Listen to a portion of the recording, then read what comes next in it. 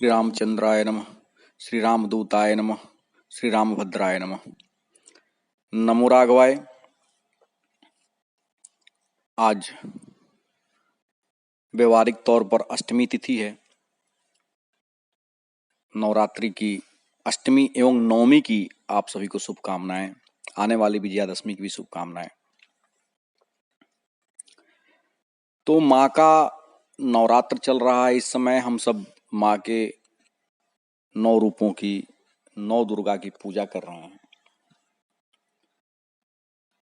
गत संवाद में प्रथम दिवस पर हमने पुत्री, शैलपुत्री से पुत्री की चर्चा की थी। तो आज संवाद में मानस जी के आलोक में दुर्गा सप्तशती की चर्चा करेंगे। सब अपने अपने भाव, क्षमता, ज्ञान, बुद्धि, विवेक के अनुसार 9 दिवसों में माँ की पूजा करते हैं, आराधना करते हैं, अर्चना करते हैं। माँ तो भाव की भूखी हैं। ज्ञान की विशेष आवश्यकता नहीं उनके समक्ष। बस भाव से जैसे पुकारा जाए, जिस भाषा में पुकारा जाए। भगवान तो भाव के भूखे होते हैं।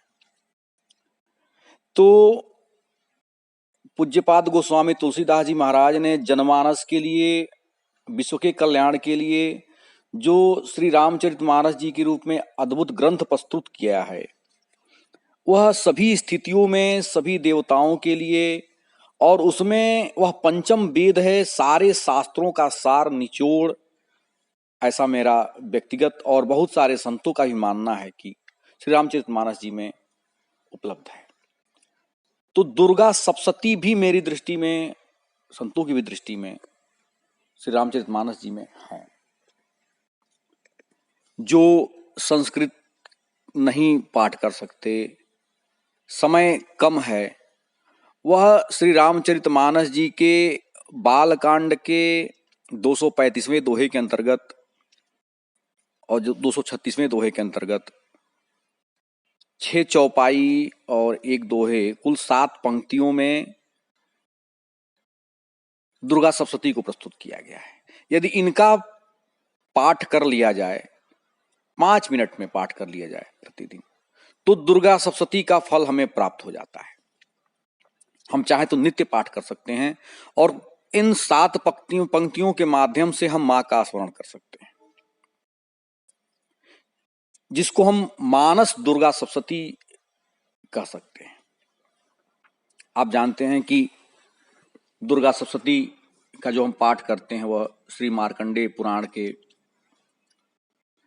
सावर्णिक मनवंतर की कथा के अंतर्गत देवी महात्म्य जो वर्णन किया गया है, तो मार्कंडेय पुराण में सावर्णी मनवंतर और देवी महात्म्य को ही दुर्गा सप्तशती के रूप में प्रस्तुत किया गया है, जिसका हम 13 अध्याय, कवच, कील, अर्गला, नवारण मंत्र आदि का हम जाप करते हैं। तो इन 7 पंक्तियों में, यह 7 पंक्तियां जो हैं, श्री बालकांड जी में मां सीता पुष्प वाटिका में प्रभु श्री राम के दर्शन के पश्चात मां गौरी के मंदिर में जाती हैं और उनकी आराधना करती हैं। 235वें दोहे के अंतर्गत की चौपाई है, 5वीं, 6ठी, 7वीं चौपाई की। जय जय गिरि बरराज किशोरी, जय महेश मुख चंद चकोरी, जय गज बदन खड़ानन माता, जगत जननी दामिनी दुति गाता। नहीं तव आदि मध्य अवसाना, अमित प्रभाव वेद नहीं जाना, भव भव विभव पराभव कारिणी, विश्व विमोहनि स्वबस बिहारिणी, पति देवता सुतीय महु, मातु प्रथम तव रेख, महिमा अमित न सकहि कहीं, सहस शारदा शेष, सेवत तोहि सुलभ फलचारी, वरदायनी पुरारी पियारी, देवी पूज पद कमल तुम्हारे, सुर नर मुनि सब होहि सुखारे, जय जय गिरिवर राज किशोरी। अब देखिए पूज्यपाद गोस्वामी तुलसीदास जी महाराज के क्रम को इन 7 पंक्तियों में मानो उन्होंने दुर्गा सप्तशती का निचोड़ प्रस्तुत कर दिया है।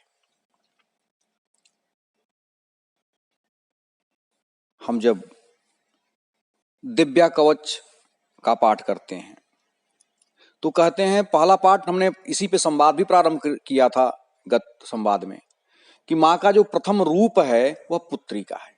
इसलिए उनको कहा गया किसी भी नारी का, कन्या का जो प्रथम आविर्भाव होता है वह पुत्री के रूप में होता है। तो वह प्रथमम शैल पुत्री च, इसीलिए जब हम उनकी वंदना किए तो उन्होंने कहा गया उनको कि आप पहले शैल पुत्री हैं।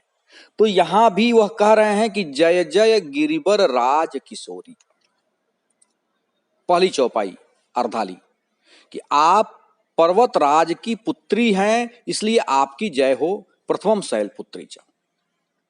कितना सुंदर क्रम है। और फिर उसके बाद से पुत्री के बाद जो नारी का दूसरा भाव होता है, जो उसकी दूसरी जिम्मेवारी आगे बढ़ती है, तो दूसरा स्वरूप कह सकते हैं आप, तो वह पत्नी का है। विवाह हुआ तो पत्नी हो गई। तो जय जय गिरिवर राज किशोरी, यह पितृपक्ष को यहां प्रस्तुत कर रहे हैं कि आप गिरिराज की पुत्री हैं, और जिस प्रकार पर्वत उदार होता है, परोपकारी होता है, उसी प्रकार उनकी पुत्री हैं, इसलिए आप भी उदार हैं, परोपकारी हैं। इसलिए कि गिरि को उदार कहा गया है, परोपकारी कहा गया है। श्री मानस जी में ही उत्तरकांड में संत बिटप सरिता गिरिधरनी और परहित हेतु सबन के करनी, साधु बिटप अर्थात वृक्ष, सरिता नदी, गिरि पर्वत और धरनी धरती माता, ये सब परोपकार ही करते हैं। तो आप ऐसे परोपकारी गिरिवर राज की पुत्री हैं, आपकी जय हो। तो पहला भाव कहा, और यही बात दुर्गा सप्तशती में भी दिव्या कोश में हम कह रहे हैं कि प्रथम शैल पुत्री च। और द्वितीय भाव देखिए कि जय महेश मुख चंद चकोरी, आप भगवान शंकर की प्रिया हैं, उनकी अर्धांगिनी हैं। वा मांगे च विभाति भूधर सुता देवापगा मस्तके, अयोध्या कांड का मंगलाचरण, कि जिनके वाम भाग में भूधर सुता अर्थात गिरिवर राज की पुत्री स्थित हैं, ऐसे भगवान शंकर हैं। तो दूसरा भाव यहां कह रहे हैं कि आप भगवान शंकर की प्रिया हैं। और दुर्गा सप्तशती में देखिए, प्रथमम शैल पुत्री च द्वितीयम ब्रह्मचारिणी, आप ब्रह्मचारिणी हैं। ब्रह्मचारिणी, ब्रह्मचारिणी यहां पर कि आप महान, इसका अर्थ यह है ब्रह्मचारिणी का कि आप महान ईश्वर भगवान शंकर की सानुकूला हैं, इसलिए द्वितीयम ब्रह्मचारिणी। क्रम देखिए, आगे देखिए कि जय गज बदन खड़ानन माता, नारी का तीसरा स्वरूप, पुत्री हुई, उसके बाद किसी की पत्नी हुई, अब उसके बाद उसका मातृ स्वरूप सामने आता है। तो कह रहे हैं अब मातृ स्वरूप, पुत्र पक्ष को प्रस्तुत कर रहे हैं कि आप गजबदन अर्थात भगवान गणेश और खड़ानन अर्थात स्कंद, 6 मुख की माता है। आपके जो दोनों पुत्र हैं वह भी ऐश्वर्य उक्त हैं, इसलिए आपकी जय हो। यहां भी देखिए कि प्रथमम शैल पुत्री च द्वितीयम ब्रह्मचारिणी तृतीयम चंद्र घंटेति कुसमांडेति चतुर्थकम पंचमम स्कंद मातेति। देखिए दिव्या कवच में भी हम उनकी आराधना कर रहे हैं तो क्या कर रहे हैं, पंचमम स्कंद मातेति। तो आप स्कंद की माता हैं, यहां कह रहे हैं खड़ानंद माता। तो जो क्रम है पूज्यपाद गोस्वामी तुलसीदास जी महाराज का, यह कितना सुंदर क्रम है, बिल्कुल दुर्गा सप्तशती जैसा क्रम है। इसके पहले भी सती के रूप में भी कहा जा चुका है, यहां पर उसका हम विस्तार नहीं कर सकते। तो जय जय गिरिवर राज किशोरी, जय महेश मुखचंद चकोरी, और जय गज बदन खड़ानन माता, जगत जननी दामिनी दुतदार गाता। आप गजबदन और खड़ानन की माता तो हैं ही, लेकिन साथ साथ इस पूरे जगत की भी माता है, आप जगत जननी है। दुर्गा सप्तशती में भी हम कहते हैं कि आप कुसमांडा हैं, आप जगत जननी हैं, कुसमांडा हैं। आपकी जो मूर्ति है, कुसमांडा च चतुर्थकम, कुसमांडा का अर्थ ही यह होता है कि सारा संसार जिनके उदर में निवास करता है वह भगवती कुसमांडा है। तो जगत जननी का जो भाव है वह कुसमांडा का भाव है। मानस जी में भी अन्यत्र आया कि जगत मातु पितु शंभु भवानी, इस संपूर्ण जगत के माता भगवान शंकर और मां भवानी है। तो यहां पे कह रहे हैं कि जगत जननी दामिनी दुति गाता। और दुर्गा सप्तशती में जब हम पाठ करते हैं तो उनकी मूर्ति को कहा गया कि नित्यैव सा जगन मूर्तिस्तया सर्वमिदं तत् तथापि तत्समुत्पत्तिर बहुधा श्रूयताम मम। जब कथा सुना रहे हैं मार्कंडेय जी तो कह रहे हैं कि उनकी जगन मूर्ति नित्य है। इस चौपाई, इस श्लोक का इस आगे कह रहे हैं कि नहीं तो आदि मध्य अवसान, कि वैसे तो आप अपने स्वरूप को प्रकट करती हैं, जन्म लेती हैं लीला के लिए, लेकिन न आपका आदि है, न मध्य है, न अंत है। नहीं तो आदि, कहीं कहीं चौपाई मध्य आती है, कहीं कहीं अंत आती है। नहीं तो आदि अंत अवसाना, और अमित प्रभाव वेद नहीं जाना। अर्थात पुत्री के रूप में आपका आदि प्रारंभ हुआ, पत्नी के रूप में आप यह मध्य भाव, मध्य स्वरूप है, और माता के रूप में यह तीसरा अंत भाव है। लेकिन यह लीला का भाव है, न आपका आदि है, न मध्य है, और न अंत है, बल्कि आप तो अजा अनादि शक्ति अविनाशिनी, सदा शंभु अर्धंग निवासिनी, जग संभव पालन लय कारिणी, निज इच्छा लीला बपुधारिणी। बालकांड 98 दोहे के अंतर्गत की चौपाई।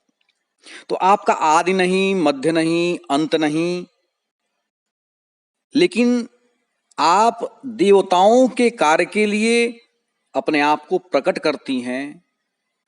दुर्गा सप्तशती में आ रहा है कि तथापि तत्समुत्पत्तिर बहुधा श्रूयताम मम, और देवानाम कार्य सिद्ध्यर्थम माविर्भवति सायदा। यह प्रथम अध्याय का 65वां श्लोक है, आप दुर्गा सप्तशती में देख सकते हैं। तो दुर्गा सप्तशती का बिल्कुल निचोड़ पूज्यपाद प्रस्तुत कर रहे हैं श्री रामचरितमानस जी में, इन 7 पंक्तियों में, चौपाइयों, 6 चौपाइयों, 1 दोहे के अंतर्गत। वेद भी आपके प्रभाव को नहीं जानता,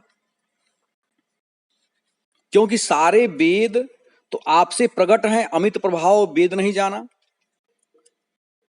जब महिषासुर के वध के पश्चात इंद्र आदि देवता आते हैं और मां भगवती की स्तुति करते हैं, तो कह रहे हैं 4थे अध्याय के 10वें श्लोक में श्री दुर्गा सप्तशती जी के कि शब्दात्मिका सुविमलर्घ्य जुषाम निधान मुदगीत रम्य पद पाठवताम च सामनाम, देवी त्रयी भगवती भव भावनाय वर्ता च सर्व जगताम परमार्थि हंत्री। शब्दात्मिकाम, कि आप शब्द स्वरूपा हैं, और सुविमल, ये जो निर्मल वेद हैं, ऋग्वेद, यजुर्वेद और उदगीत आदि जिससे उत्पन्न है, ऐसे साम वेद की आधार रूपा भगवती आप हैं। ऐसा इंद्र आदि देवता जब इनकी स्तुति कर रहे हैं, तो वेद भी इनसे उत्पन्न हुए हैं, ऐसा इसमें संकेत दिया गया है। तो जो उत्पन्न हुआ है वह अपने आधार का बखान कैसे कर सकता है? इसलिए पूज्यपाद यहां कह रहे हैं कि अमित प्रभाव वेद नहीं जाना। अगली चौपाई देखिए कि भव भव विभव पराभव कारिणी और विश्व विमोहनी स्वबस विहारिणी। संसार का जन्म, स्थिति, संहार आपसे है। आप विश्व को विमोहिन करने वाली हैं।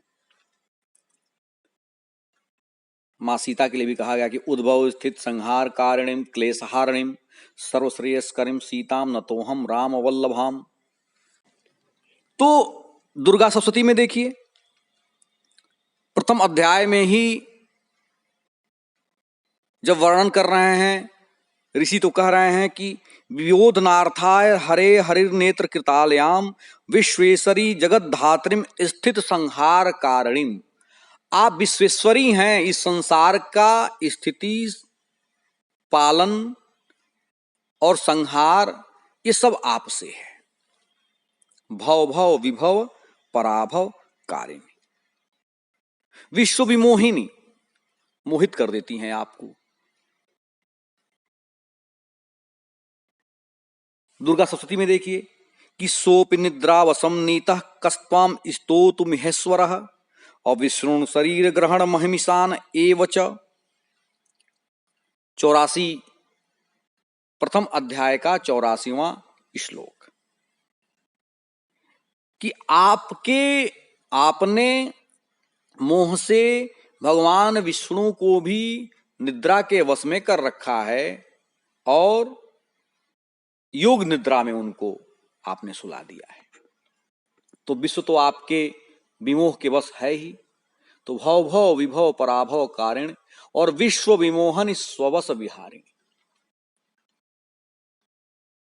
पति देवता सुतीय महु, पतिदेव ही आपके इष्ट हैं।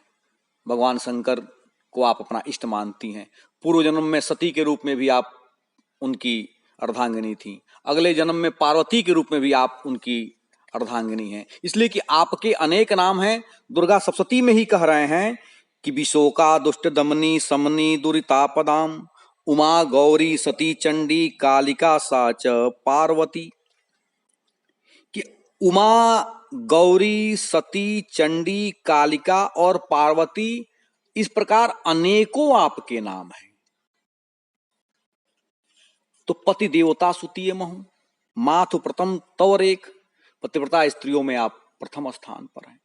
तो इस प्रकार मानस जी का ये जो 7 पंक्तियां हैं, यह दुर्गा सप्तती है। मानस दुर्गा सप्तती के रूप में हम इनको कह सकते हैं।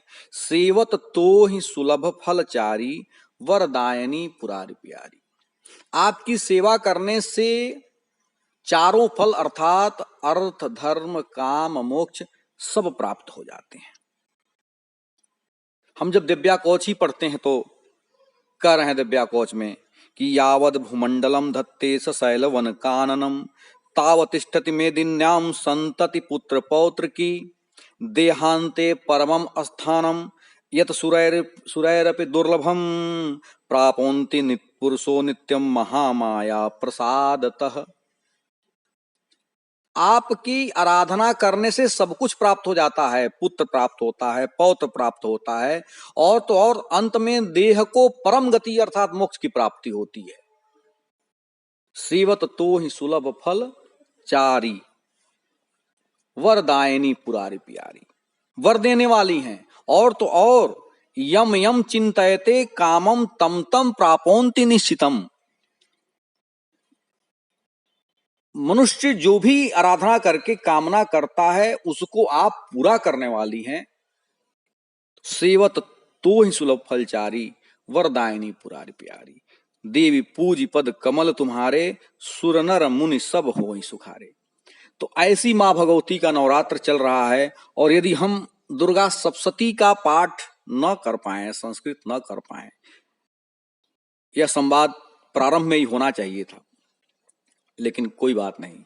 तो हम मानस दुर्गा सप्तती बालकांड के 235वें दोहे के अंतर्गत 4 चौपाइयां, फिर 235वां दोहा और उसके पश्चात की 2 चौपाइयां, तो कुल 6 चौपाई और एक दोहे के अंतर्गत इन 7 पंक्तियों में हम श्री दुर्गा सप्तशती जी का पूर्ण लाभ प्राप्त कर सकते हैं। ऐसा एक व्यवस्था पूज्यपाद गोस्वामी तुलसीदास जी महाराज ने मानस में दिया है। और आप जानते हैं कि माता सीता मां भगवती की इसी वंदना के पश्चात फिर जाती हैं और धनुष भंग होता है और उनकी इच्छा पूर्ण होती है, भगवान राम उनको प्राप्त होते हैं।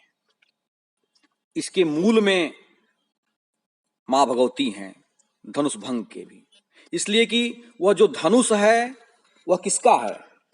भगवान शंकर का है। तो यह भगवान शंकर से अनुरोध करती हैं कि मेरी भक्त मां सीता हैं और आप अब धनुष को टूटने दीजिए, और इस प्रकार वह धनुष अपने स्थान को छोड़ करके भगवान के हाथों में आकर के वो टूट जाता है। यह एक अलग विषय है। तो आज संवाद में बस इतना ही। मानस दुर्गा सप्तशती की कुछ चर्चा, हमारे पास समय न हो तो हम मानस दुर्गा सप्तशती का पाठ कर लें, समय हो तो हम मानस का नवान्न पारायण कर सकते हैं, अर्थात 9 दिनों में, नवरात्र के 9 दिनों में पूरे मानस जी का पाठ कर सकते हैं। और श्री दुर्गा सप्तशती के नवार्ण मंत्र का जाप कर सकते हैं। नवार्ण मंत्र आप जानते हैं, ओम ऐं ह्रीं क्लीं चामुंडाय विच्चे, यही नवार्ण मंत्र है मां भगवती का। और एक माला अर्थात 108 बार इसका जाप कर सकते हैं। तो कुछ न कर पाए तो मानस दुर्गा सप्तशती अर्थात इन 7 पंक्तियों का चौपाई, 6 चौपाई, एक दोहे का पाठ कर लें और एक माला नवार्ण मंत्र का जाप कर लें तो दुर्गा सप्तशती का पाठ संपूर्ण माना जाएगा। बस आज संवाद में इतना ही। नमो राघवाय।